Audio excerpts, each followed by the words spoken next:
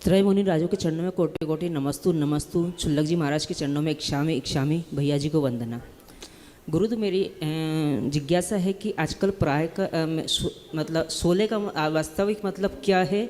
और आजकल प्रायकर देखा गया है कि जब भी कोई पुरुष वर्ग आहार देने या कोई भगवान को अभिषेक करने जाता है तो अंडरवेयर पहनकर आहार देता है या फिर अभिषेक भी करता है।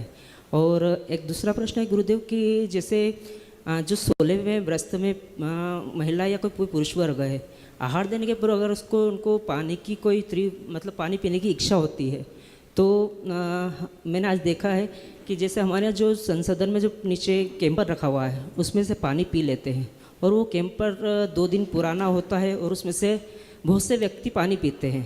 तो क्या वो 16 उनका 16 कहलाएगा या नहीं कहलाएगा? कृपया समाधान कीजिए। देखिए, जो लोग शुद्धि का ध्यान नहीं रखते उनके पास विशुद्धि भी नहीं रहती।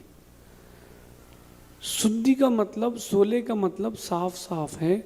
आप किसी भी ऐसी वस्तु से स्पर्शित नहीं हुए हों, ऐसे व्यक्ति से स्पर्शित ना हुए हों जो अशुद्ध हो। अब जैसे अपन धोती को 16 मान लेते हैं और जो घर से कपड़े बदल के आते हैं उनको 16 का मान लेते हैं। तो अगर आप किसी ऐसे व्यक्ति से स्पर्शित हो गए, गाड़ी आदि से स्पर्शित हो गए कि उससे कभी कोई अशुद्ध वस्तु स्पर्शित हुई हो तो पता तो है नहीं कि ये व्यक्ति टॉयलेट करके आया है कि अभी बढ़िया मंदिर के लिए फ्रेश कपड़े पहन के आया कि पैदल ही आया है। तो ऐसे किसी से आप स्पर्शित हो गए तो आप अशुद्ध हो जाओगे, यानी असोले का हो जाओगे। द्रव्य, क्षेत्र, काल, भाव और क्रोध, मान, माया, लोभ, इन चारों की जब अपन गुणा करते तो बनता है 16। तो 16 प्रकार की शुद्धि, इसी का नाम है 16। अगर आपको आहार के पहले किसी को दवाई लेना है या किसी को प्यास आदि की बाधा है तो वो पहले पानी पी ले।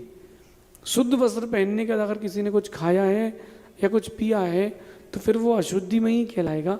ऐसे व्यक्ति आहार दान देने के पात्र नहीं है।